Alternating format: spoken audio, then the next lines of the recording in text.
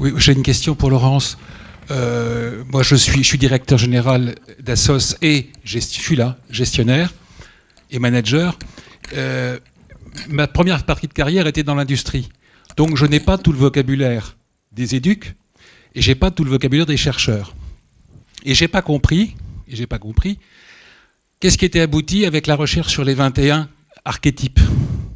Et qu'est-ce qu'on en avait retenu pour que les éducateurs puissent s'en servir. Ce qui est abouti, en fait, le travail qu'on a mené pendant 2 ans a abouti à un gros rapport de 350 pages, qui en fait tente de définir ce qu'est l'ordre recomposé dans l'accompagnement des mineurs sous main de justice. Comment finalement on a pu regarder quelles sont les négociations, systèmes d'alliance implicites qui se mettent en place au sein des systèmes. Donc des choses qui sont plutôt invisibles, mais qui ont permis... Alors c'est intéressant votre question parce que au moment où le rapport est sorti, au ministère de la Justice, enfin au GIP Droit et Justice, il a fait beaucoup discuter. Au niveau de la PJJ, il y a eu beaucoup de discussions sur...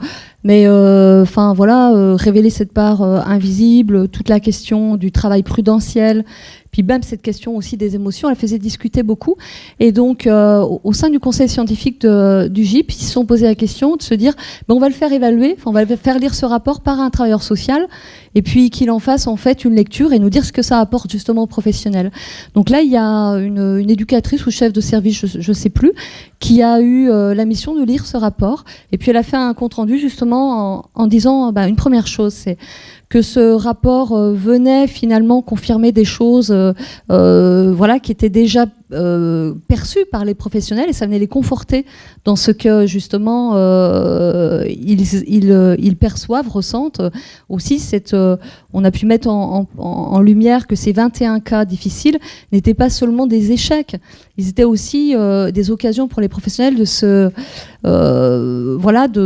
vivre une expérience. L'expérience et la rencontre avec ces mineurs venaient chercher chez eux des ressorts d'action qui sont des ressorts en fait émotionnels, informels, qui sont pas nommés.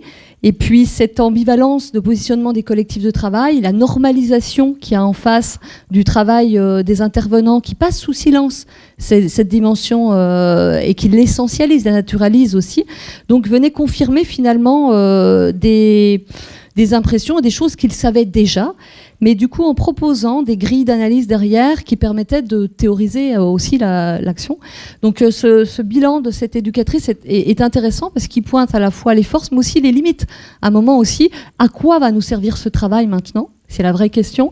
Et quand vous posez cette question, vous posez une autre question. C'est quand on fait de la recherche collaborative comme ça, avec des milieux de pratique, ce que je disais tout à l'heure, ce matin, sur la co-responsabilité, aujourd'hui, avec le RP, notamment avec Yves Darnaud, qui est son délégué général, on s'interroge sur comment on va diffuser ces recherches et accompagner les professionnels dans un changement des pratiques à partir de ces résultats. Et je vous assure que c'est pas simple. Il y a quelques temps de ça, sur une recherche équivalente que nous avons menée avec le RP sur 5 centres éducatifs fermés en région Rhône-Alpes, quand il a fallu communiquer les résultats auprès des équipes des centres éducatifs fermés, lors d'une rencontre organisée par la CNAP, ça a été pour Yves Darnaud et pour moi une épreuve de vérité ce jour-là, c'est que les professionnels n'étaient pas préparés à entendre ce que la recherche avait pu à un moment donné questionner.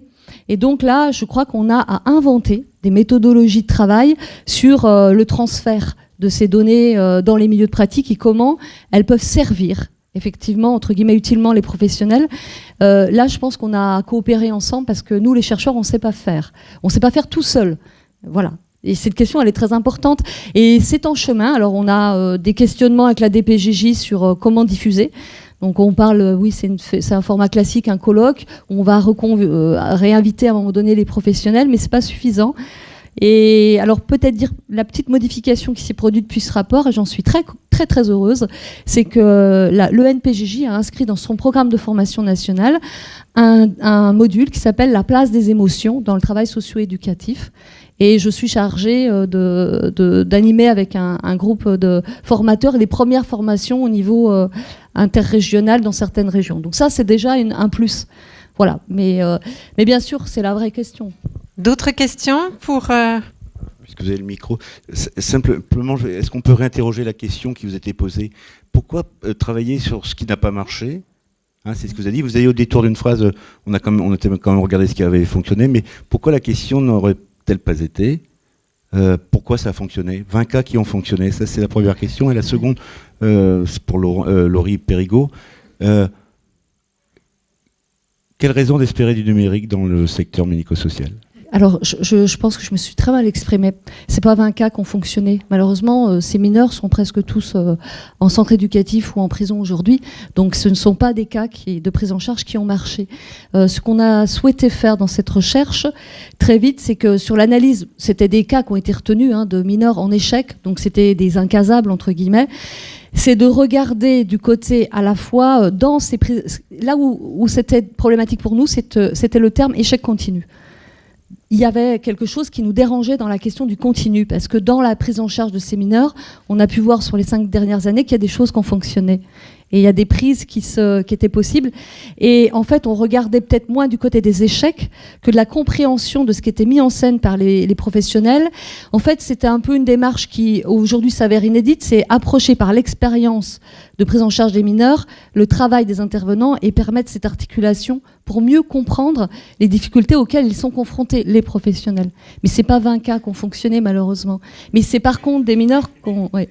Je me suis mal exprimée parce qu'elle a porté sur ce qui fonctionne. Justement, dans le rapport, il y a une mise en valeur positive du travail des intervenants, tout en pointant, je l'ai dit tout à l'heure, dans une démarche qui permet une critique aussi des limites organisationnelles, mais aussi des limites du dispositif de recherche, dans l'incapacité qu'on a à répondre aussi aux questions aujourd'hui qu'on nous demande. Voilà. Donc en fait, la question, c'était quels sont les profits qu'on pourrait tirer du numérique? Un peu ça. Eh bien, déjà, il faut penser le numérique comme outil de communication numérique qu'on va pouvoir utiliser en interne, mais aussi d'un point de vue externe. Donc, il y a donc 2 notions. Là, donc, actuellement, je travaille sur un projet opérationnel qui va être développé en interne, qui aura pour objectif de favoriser la communication. Donc c'est très très large, favoriser la communication.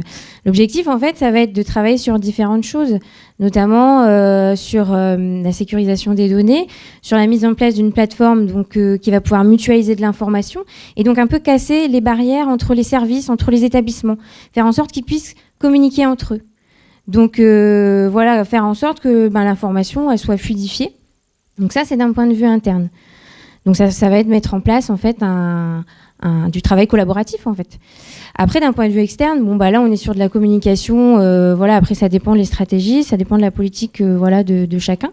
Ça peut servir notamment à communiquer sur l'image, développer les notoriétés, communiquer aussi sur les compétences et les connaissances de nos travailleurs sociaux et mettre en avant en fait toute leur richesse. Voilà, de façon très synthétique. Moi, j'ai une question qui s'adresse pas simplement d'ailleurs à vous, mais aussi à ceux qui vous ont précédé. Au fond, vous nous avez... je parle pas tant ici de ceux qui nous ont fait part de leur expérience de chercheurs, mais des expériences de recherche qu'on a eues. Vous nous avez fait soit du recueil et de la mise en lumière pour la première intervenante de la parole profonde des usagers, soit ce que vous avez appelé du dévoilement ou de la valorisation ou de la diffusion d'actes, de pratiques actuelles finalement de professionnels. Très bien, et il faut, je pense, travailler à ce dévoilement et à cette mise en lumière. Sauf que le risque, c'est l'entre-soi. Et c'est qu'au fond, on construise de la valeur avec nos propres pratiques existantes. Et si je pousse d'un cran, le risque, c'est l'ethnocentrisme, qui est finalement la maladie de notre secteur depuis sa création. C'est-à-dire qu'on a construit nous-mêmes, et quasi exclusivement nous-mêmes, nos propres références professionnelles. Et au fond, la question que j'aimerais vous poser à tous, c'est comment sortir de cet entre-soi, comment sortir finalement de nous pour dire ce qui est le bien dans notre profession. Merci pour la question. En fait, ouais, c'est ce que j'ai voulu dire avec un peu de décontraction et d'humour. Mais c'est une question profonde qui est posée à notre secteur social et médico-social. Je reviens sur mon histoire de thèse en sciences du langage. En fait, à l'époque, j'avais audité, une centaine d'informateurs, à la fois par oral et à la fois par écrit. Ce qui m'intéressait, c'était comment les personnes déconstruisent leur savoir et comment leur savoir, ils les mettent en action au service des populations. Et en fait, je rejoins parfaitement ce que tu dis, c'est des effets d'entre nous, du langage entre nous. Vous savez, c'est l'argot. L'argot, je parle pas seulement, c'est le linguiste qui parle. L'argot, je parle pas seulement pour avoir notre langage professionnel, c'est la langue du professionnel, mais surtout pour pas être compris. Les médecins sont experts là-dedans, mais les travailleurs sociaux ont aussi leur part d'expertise. La difficulté que je constate à la fois en tant que chercheur, mais surtout en tant que directeur, c'est comment les pratiques évoluent. Et aujourd'hui, alors c'est très empirique, le constat que je fais, c'est ce que je disais tout à l'heure. Comment rendre la recherche lisible ? Premier sujet. Mais pour la rendre lisible, comment faire en sorte que les gens ouvrent des livres ? Deuxième sujet.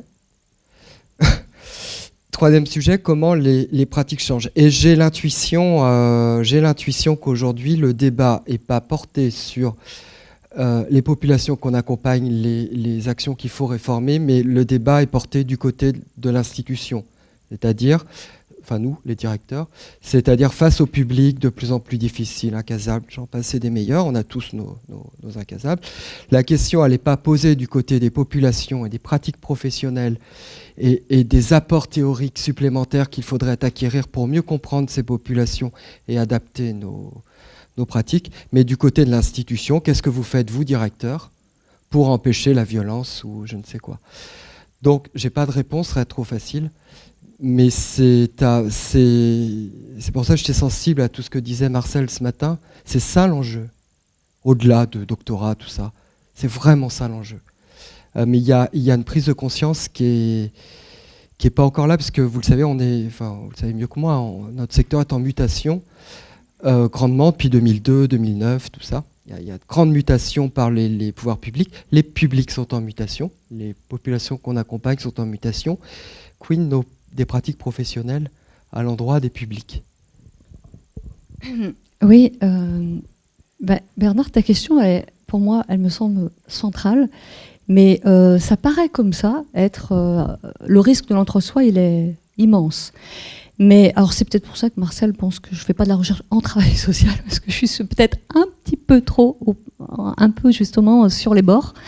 C'est que notre souci à l'ERP, ça a été tout de suite de dire, oui, bien sûr, c'est porté par des associations du secteur, en articulation avec un centre de formation, mais qui s'ouvre aussi aujourd'hui sur d'autres centres, et avec le monde universitaire. Moi, je pense qu'on a une fonction de passeur quand même, et je peux dire que dans la même semaine, là, j'ai vécu un passage de plusieurs mondes, où j'ai parlé de la même chose, mais dans des mondes très différents. Ce passage, il se fait... Alors, tu parles de l'entre-soi, mais il faut savoir ce qu'on entend par soi. Parce que l'entre-soi, moi je vois, au départ on était sur protection de l'enfance et justice des mineurs. On s'ouvre progressivement à santé sociale. Déjà l'ouverture sur d'autres champs. C'était le monde associatif. Aujourd'hui arrivent aussi des acteurs du secteur public. Maintenant, les formateurs, la rencontre entre les formateurs et les praticiens sur cette question de la recherche n'était pas évidente.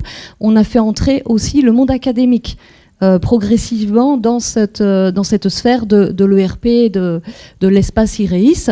Et puis notre dernière recherche, elle s'ouvre à l'international, avec une recherche qui porte sur une comparaison avec le Québec sur le milieu ouvert dans la justice pénale des mineurs, et où on va encore une fois confronter un petit peu, essayer de décaler les regards avec des professionnels qui pratiquent dans un autre contexte, sur des champs d'intervention qui ne sont pas forcément constitués de la même façon. Mais le risque de l'entre-soi, il est très clair. Je pense qu'on a aujourd'hui cette chance, avec le plan d'action interministériel, de pouvoir permettre ces articulations entre les différents mondes. Et cet appel à projet, s'il vient à sortir un jour, et qu'il permet déjà cette rencontre entre les milieux de pratique, les instituts de formation et l'université, c'est déjà beaucoup. Et on ne sera plus dans cet entre-soi. Puis il y a aussi la question interdisciplinaire que la recherche en travail social est en mesure de porter. Voilà. Eh bien, il me reste à vous remercier tous les trois, Laurent, Laurie, Catherine.